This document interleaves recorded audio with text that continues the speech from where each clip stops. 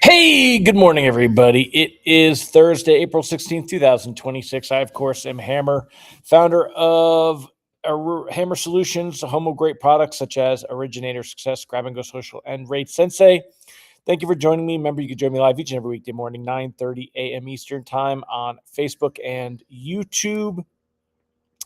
If you would like a text alert that I'm going live so you don't miss a moment of the show, you could sign up to get that text at hmmr.io/reminder or use this cool QR code. You could also sign up for our text or our email, lock advice at ratelockadvice.com, or you can also check out our text alerts at ratetextalerts.com as well. So, our friend Ron Siegel says today is National Eggs Benedict Day. Let me know in the comments. Let's do a good old question of the day. How do you like your eggs? I don't think I've ever had eggs Benedict. Benedict is with hollandaise sauce. Not a big hollandaise sauce. How do you take your eggs? So that's the question today. How do you take your eggs? So we're going to put that one at the bottom and have some fun with that one today. Let me know in the comments, how do you take your eggs, or do you not even eat eggs?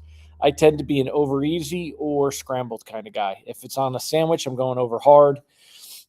I've definitely gotten to where I eat better quality eggs if we can get local eggs. Otherwise, cage free eggs, thicker shells, dark yolks. Definitely, you see a difference between that and the mass produced eggs that we get all the time that we see. So, anyway, coming to you from the house this morning, I have had a hard time sitting in the office chair.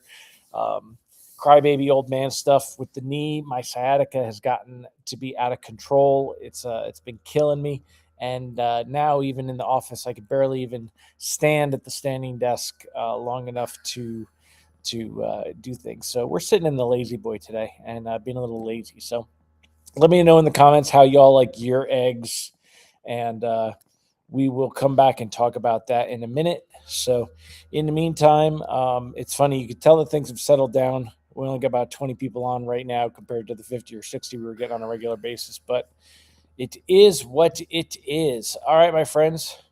Well, we're gonna leave that up on the screen for a minute. I'm gonna go ahead and let's go ahead and show you what we got going on. Good morning to everybody that's here this morning. Appreciate y'all being here. So let me go ahead. Let's take a look first at a quick highlight. Where are we at this morning? Mortgage bonds. If we follow the 5.5, we're up about 4 basis points. I'm probably going to switch over to the 5.0 next week if we continue to improve. That one's up even a little bit further at 8 basis points. Either way, we're up on the day. And it's funny because things have almost gotten boring again. It's we've seen quite a bit of improvement here. Let me make this a little smaller so we can just fit this onto the screen a little bit smoother here. Here, I think that's a good one right there. Let's take a look. So remember, over here in February, right around here was where we started this whole Iran situation. We saw rates, getting much, much, much worse, and we peaked right about here. That was where was that? That was I can't see the bottom of. I have a studio thing in the way, so but that was right around the middle of March, basically. And here, let me see. That was March 27th. So actually more towards the end of March. So again, when we started the Iran situation here, we have seen some real doozies. Saw rates push higher, but since then, since the end of March, the last couple of weeks, look at this. We have seen some really nice recovery here. You can see mortgage-backed securities really recovering well. We're not back up here where we would need to be. Kind of clean this up a little bit. We'd have to get up here to be back where we were when we were back at that 5.99 area, but it's getting there. It's working its way there now. So we do have some room. We definitely do need to continue getting there. What would probably close this gap is when we see something happen to actually open the Strait of Hormuz. So keep that in mind. We've got some real nice improvement, though. Because of that, let me go ahead and throw the lock advice up on the screen real quick and let's see what I have here. Do, do, do. Yeah, I mean, we want to continue to float most of our stuff because it really is looking like we're going to see things improve. Take a look here. 10-year Treasury yield also improving 4.27. Again, 4.43 was our high line. It's the inverse for the yield over here on the 10-year. This was the high point, and since then, we have seen it has kind of worked its way lower. Not quite as drastically as we've seen in mortgage-backed securities, though, but it has worked its way lower, and that is a great sign. So right now, when you're looking at rate sheets, we should see rate sheets continue to improve slowly but surely. Yesterday was a little bit worse on there, according to Mortgage News Daily. Let's take a look and see why would that be. That's because we lost a little bit of ground. It was kind of a dead day, but when we do the 5-day here, and let's zoom in on this and see. Okay, so yesterday, we lost a little bit of ground early right here, and we just kind of ended the day the same way. There was really no movement. It was a quiet day yesterday, but with yesterday losing a little bit of ground, we did lose a little bit of ground here on rate sheets. But I mean, you're talking just a tiny bit. We should get some of that back today and continue to kind of work our way to improve. And again, we're getting to a nice, relaxed point here. What's going to start taking over some of the headlines? We want to continue to watch the price of oil and where things are at here. But I mean, take a look at this. It's crazy, right? Stocks back up to record highs. So not just bonds that have improved, stocks also up to record highs. And bonds will improve if we don't think that we're going to see all that inflation. In order to see bonds kind of continue, we need to see the price of oil improve. Brent is still at about 96 a barrel. Before this whole thing, it was in the 60s. So, and this is really not going to drop much lower until we see the Strait of Hormuz open up. We need to see things open up in the Strait of Hormuz. Now, what's kind of, we got a weird situation because now the U.S. is actually creating the blockade. It was almost like Iran, you're not going to be in control of stopping the Strait of Hormuz. We're going to stop the Strait of Hormuz. So we've kind of taken that stance. But in the meantime, another interesting article that I wanted to show you here is this is from Nikki Timmeros. Ron Siegel, I'm sure you've already, seen this and talked about this before as well. But this is the question of if Kevin Warsh is not confirmed by the Senate by the time a month from now, when Powell should be, his chair term expires, then what happens? And there's, some argument on how the law is written, and it's not necessarily clear, right? The law doesn't clearly say what happens when the Fed chair terms expires without a confirmed successor. The White House and the Fed have very different answers. So we could see some drama, continued drama going on. Powell has been very clear. Powell, as Tim Ross says here, Powell's forceful public claim to the job is itself a message to the White House. Contesting it would mean yet another courtroom fight over the Fed's independence. And this is one of those situations that Trump's his own worst enemy, because if he would just let Powell go away, Powell will go away. And Tim Ross dropped something in here that I hadn't heard before. And it said that, let me see.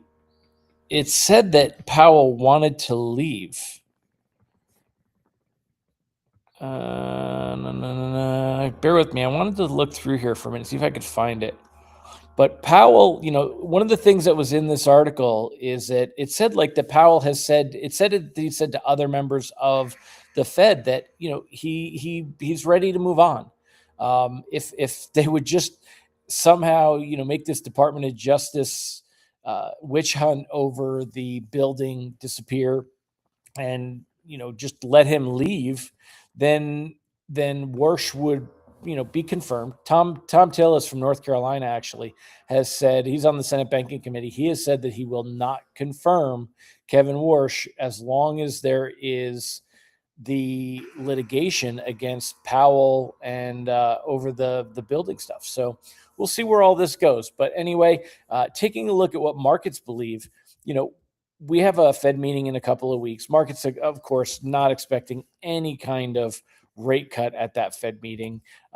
Even in June, where we were seeing there was an expectation early in the year, no expectation of a Fed rate cut at this point.